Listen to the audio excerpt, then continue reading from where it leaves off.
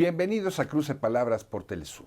Soy Luis Hernández Navarro y está hoy con nosotros en el estudio nuestro gran amigo, el doctor Gilberto López y Rivas.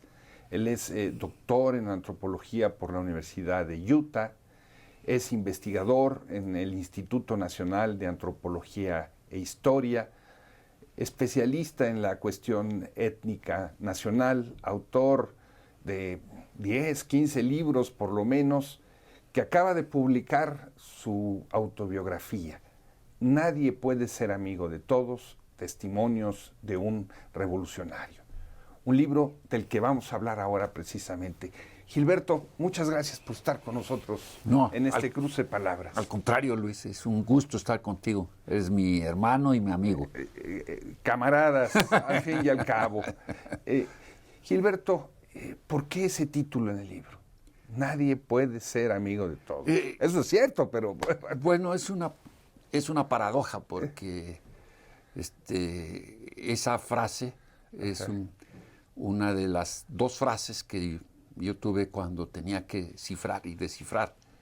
Y entonces ponerle al libro una frase que era pues un secreto, ¿no?, durante décadas y décadas, es eso, una paradoja, ¿no?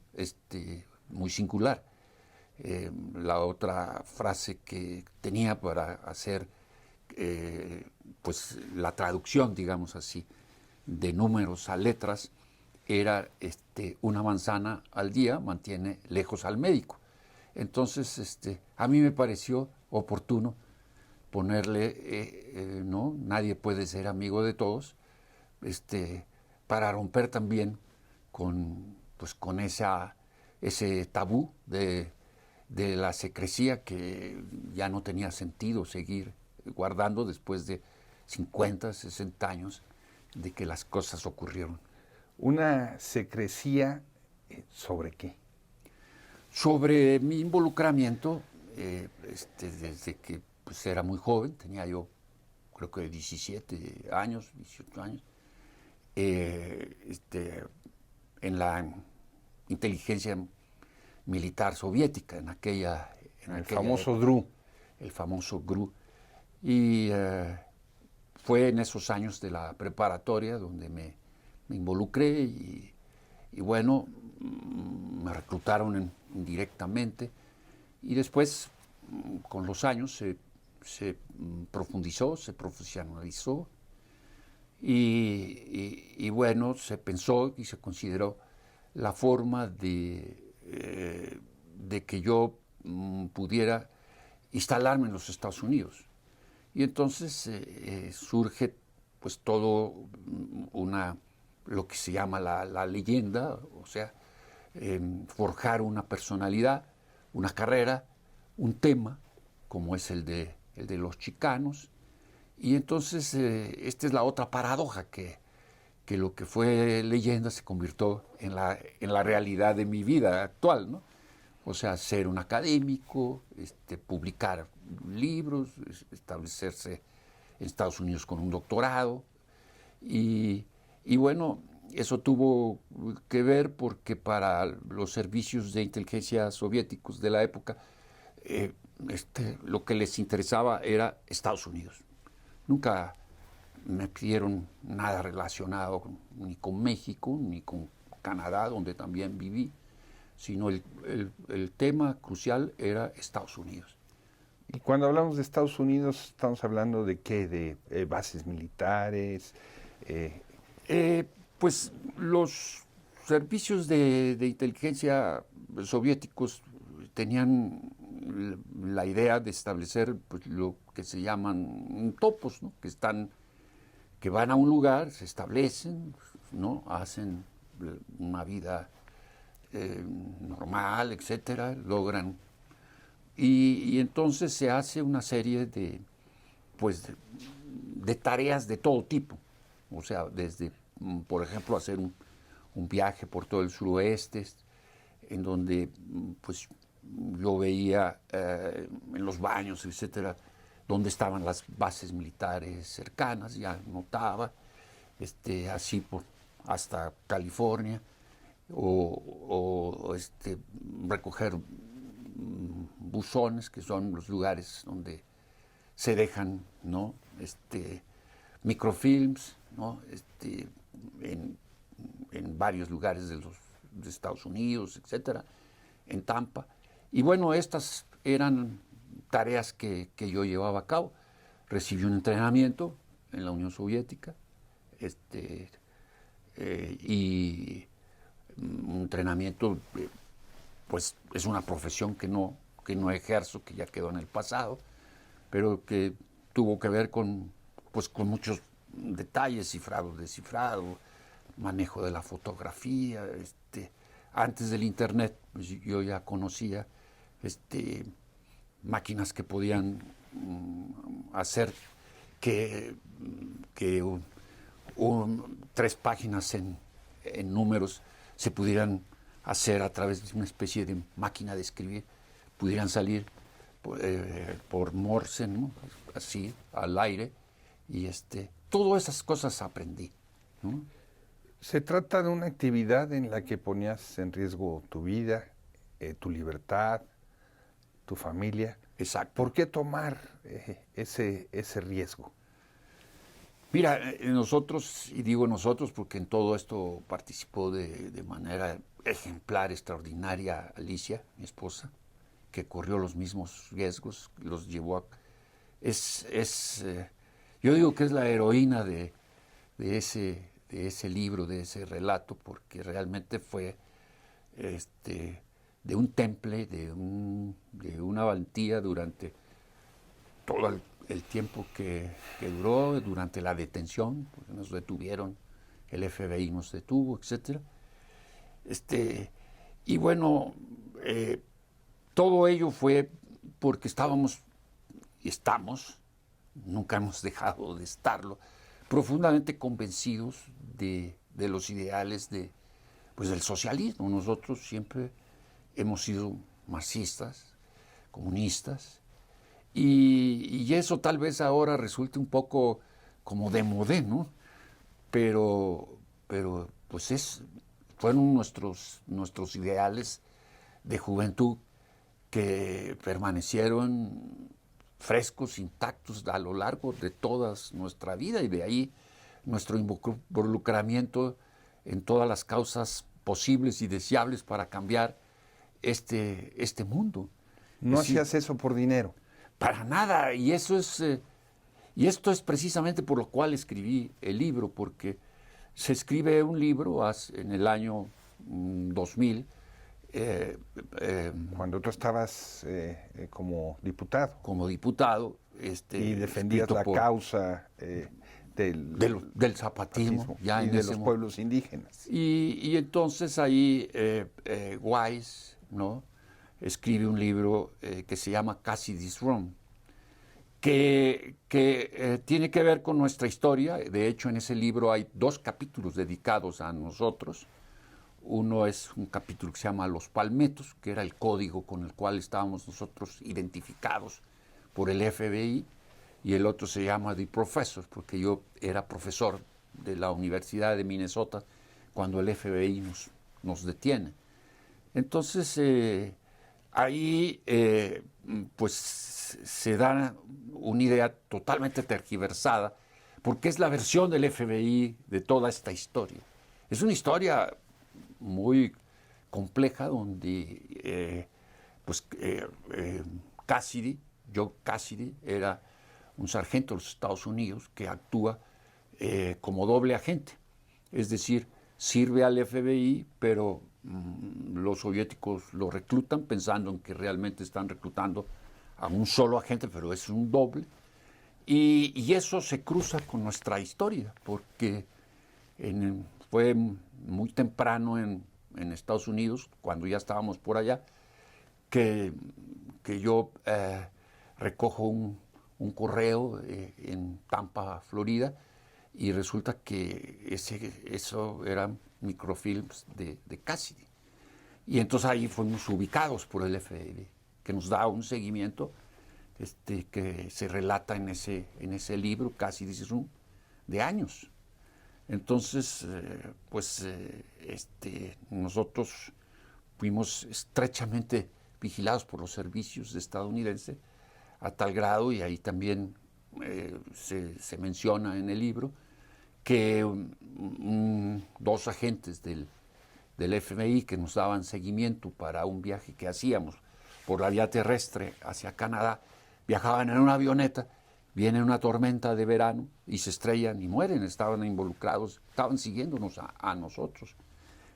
A mí me estremeció cuando leí ese libro, que estábamos involucrados involuntariamente, ¿no? Porque no había por qué estar haciéndole, ahora sí que a Hollywood siguiéndonos, ¿no? Cuando había tantas formas de seguirnos por las vías terrestres. En ese libro se nos sitúa como casi como un par de mercenarios, ¿no? Cuando eso es verdaderamente ignominioso. Y ese libro lo escribí desde hace muchos años, tú lo sabes muy bien, pero siempre estuvo detenido porque Alicia no estaba de acuerdo en que saliera publicado. Creo que sigue no estando de acuerdo, pero lo quise hacer porque cumplió los 80 años y bueno, habiendo pasado tantas cosas, me parecía importante dejar testimonio de lo que realmente éramos, aunque ya nadie se acuerde de Cassidy Rum, pero también dejar testimonio ante nuestros hijos, ante nuestros amigos, de lo que fuimos, porque han salido retazos de nuestra vida.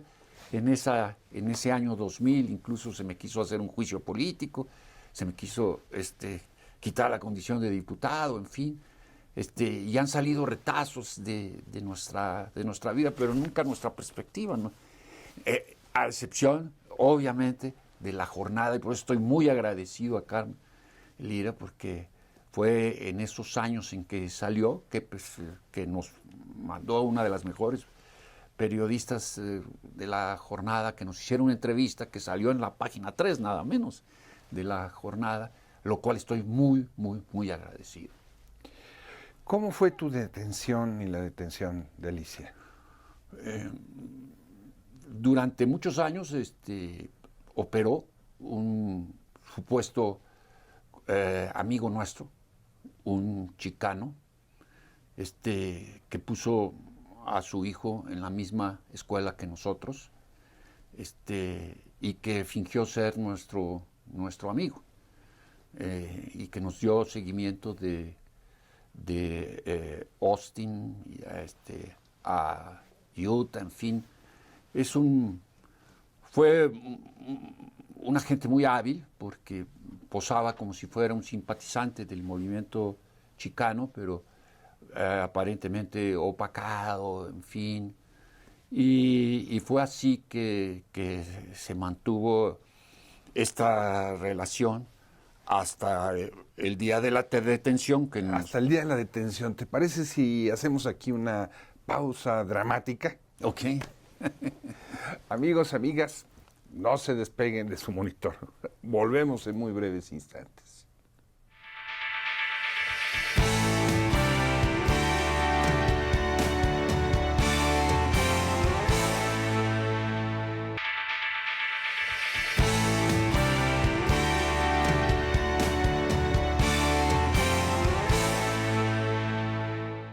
Estamos ya de vuelta en este cruce de palabras, conversando con el amigo de Telesur, el doctor Gilberto López y Rivas, sobre su último libro, su autobiografía, Nadie puede ser amigo de todos, testimonio de un revolucionario. Te interrumpí, Gilberto, justo en el momento de tu detención. Bueno, este supuesto amigo nuestro nos cita, estábamos en Minnesota, yo era profesor de la Universidad de Minnesota. Muy probablemente le di clases a agentes del FBI que asistían a mis clases. Nos cita en ese hotel y yo voy con uno de los hijos y Alicia se queda en casa con otro de los niños.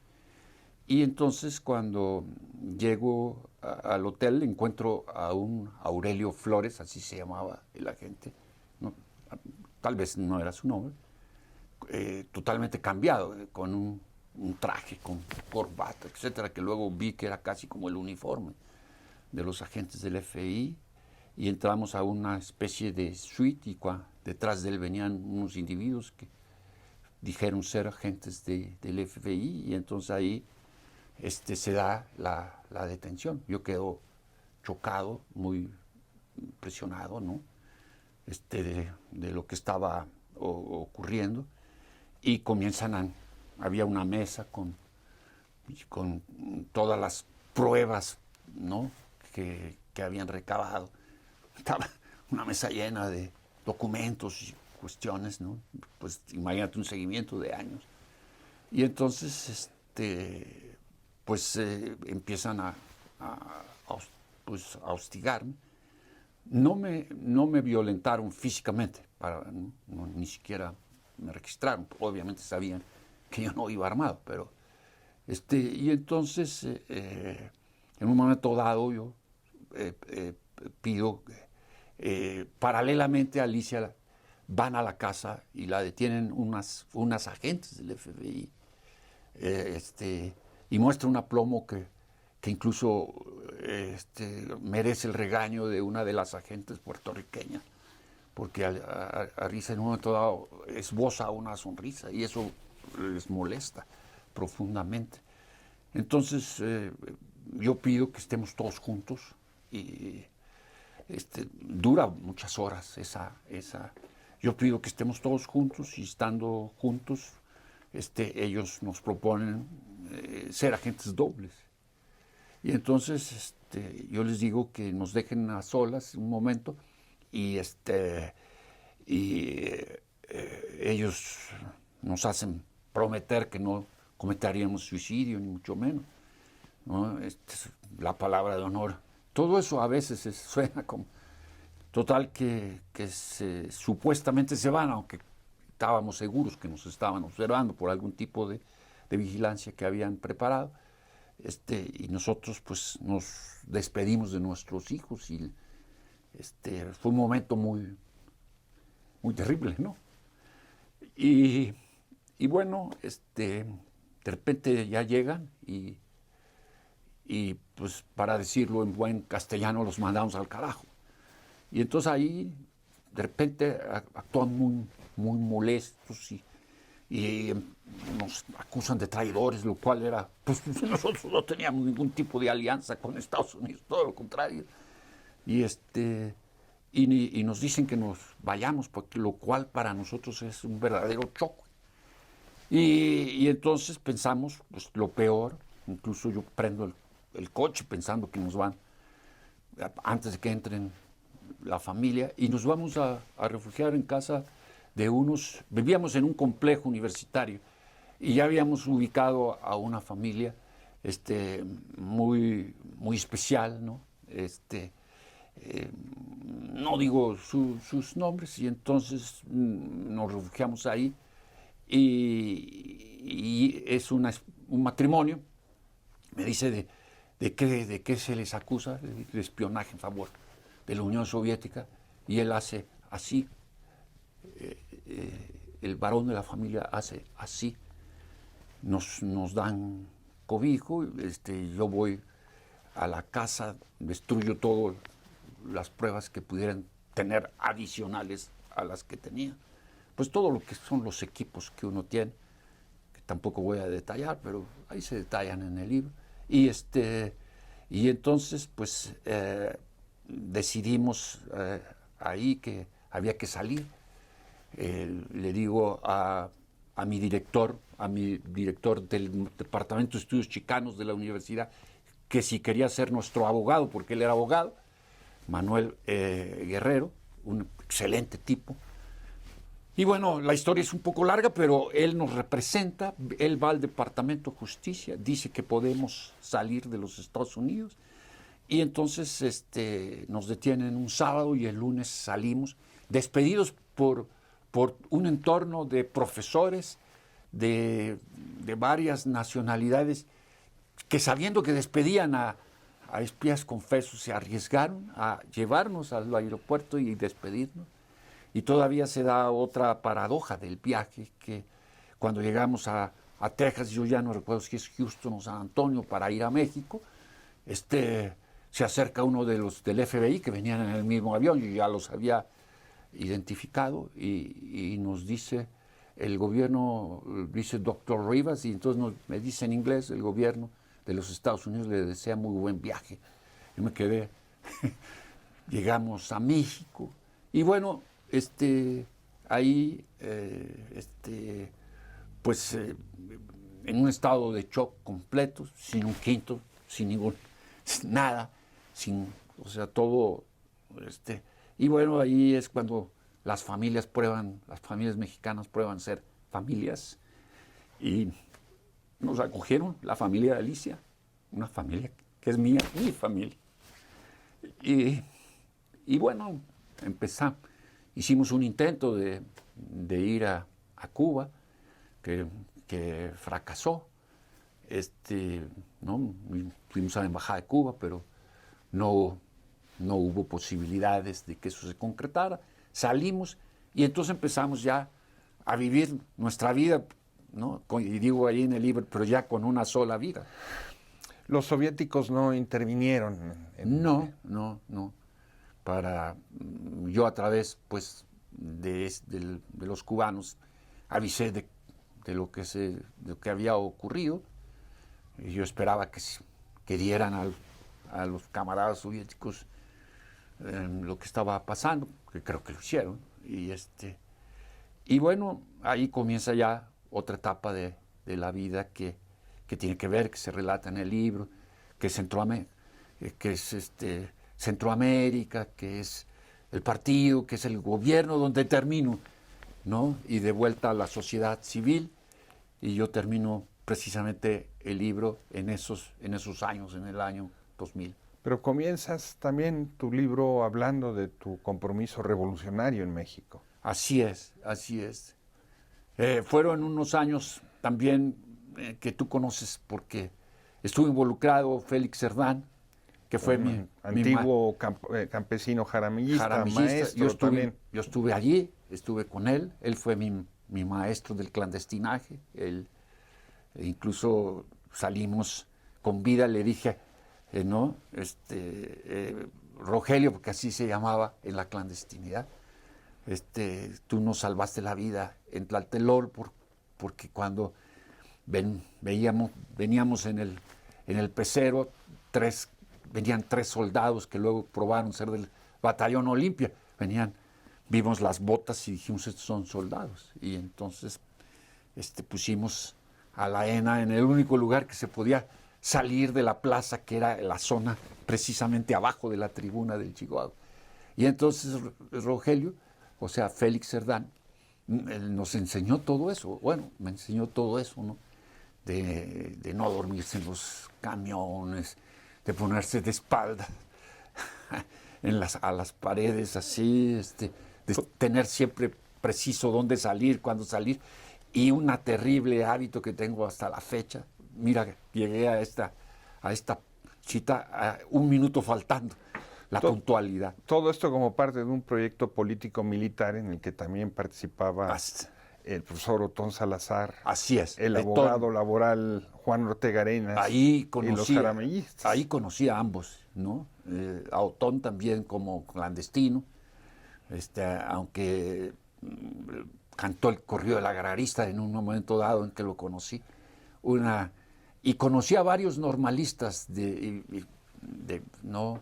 Fue un momento también previo a este reclutamiento de la inteligencia militar rusa, pero que también viví muy intensamente. ¿Dónde conseguir tu libro, Gilberto? Directamente en la editorial Plaza y Valdés. Ellos pues lo mandan a la República, no, incluso si son más de 2, con gastos de envío pagados por la editorial, en fin.